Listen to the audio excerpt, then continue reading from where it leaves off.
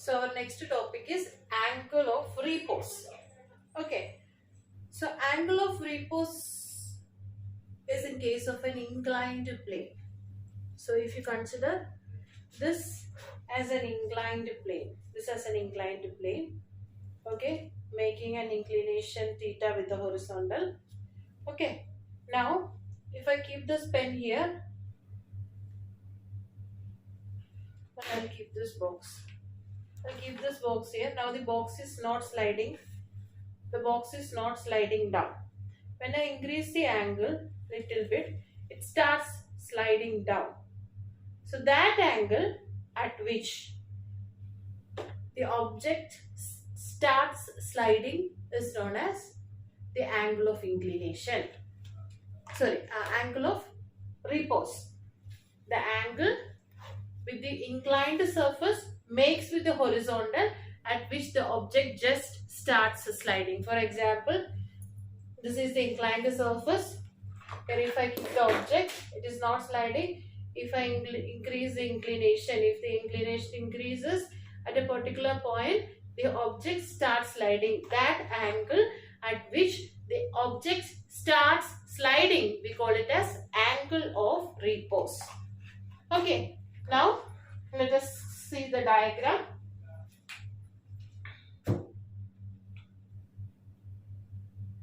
See here, let alpha be the angle of inclination. Alpha be the angle of inclination.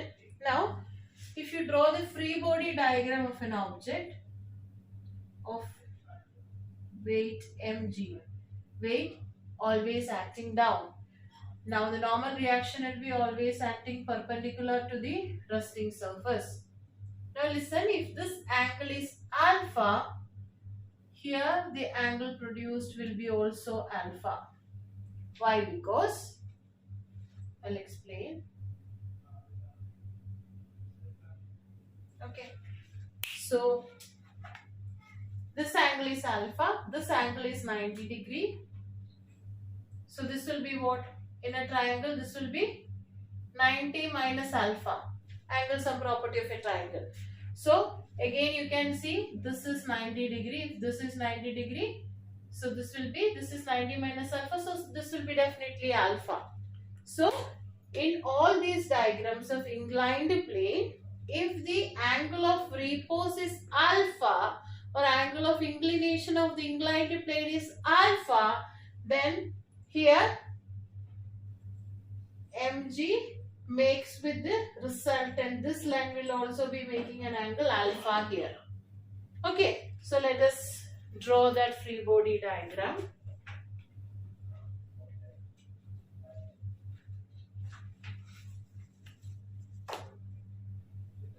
Okay, so this is the angle of repose alpha. Here you have an object of mass weight mg. This is the normal reaction R. Here the angle made will be alpha. Now the object will be sliding down. Okay. So for the object to slide down, there will be a force. There will be a force with which the object slides down. Okay. So for that you can say this is weight mg. This weight mg I am going to resolve into two components. Resolution of vectors. Okay. So mg I resolve into two components. Near to theta component will be cos theta and away from theta component is sin theta. Remembering? See, if you have a vector like this making an angle theta, I can resolve this vector into two components. Near to theta component is a cos theta. Away from theta component is a sin theta. Same like that, I can resolve this mg vector also. Near to alpha component, I will mark it as mg cos alpha. And this is away from alpha component, I will mark it as mg sin alpha. Now we can see there is mg sin alpha acting down the inclined plane with which the object will be sliding down. If the object is sliding down, there will be frictional force in the opposite direction. So that frictional force I will mark like this. Okay. So this is how you will be drawing diagram free body diagram for an object in an inclined plane. Okay, so let us see again. Angle of repose, it is the minimum angle just at which the object just starts sliding. Okay, it is the angle at which the object starts sliding. It is the angle of the inclined plane made with the horizontal at which the object just starts sliding.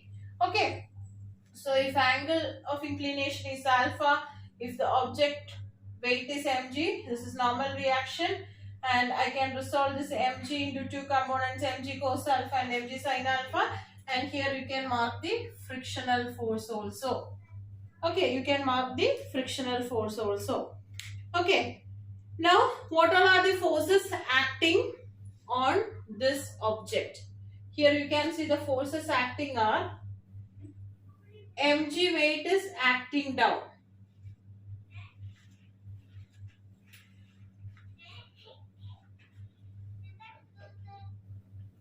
Okay, so we will see the forces acting on this object. Which all are the forces acting? That is, weight mg is acting down. The forces acting, weight mg acting downwards. Then you can see mg sin alpha is equal to friction. Fs max will be equal to mg sin alpha. So F will be equal to mg sin alpha.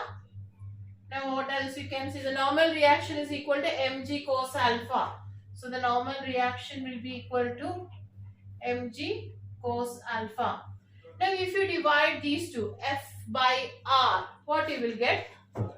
Here the frictional force F by R, you will get it as mg sin alpha by mg cos alpha, mg cut.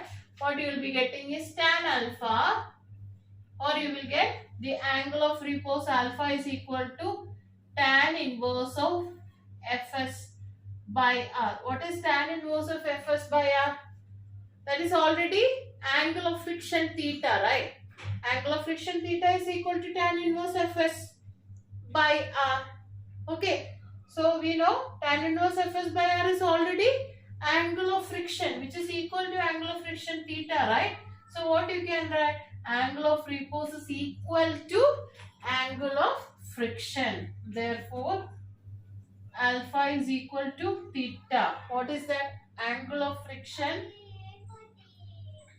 Angle of friction is equal to angle of repose.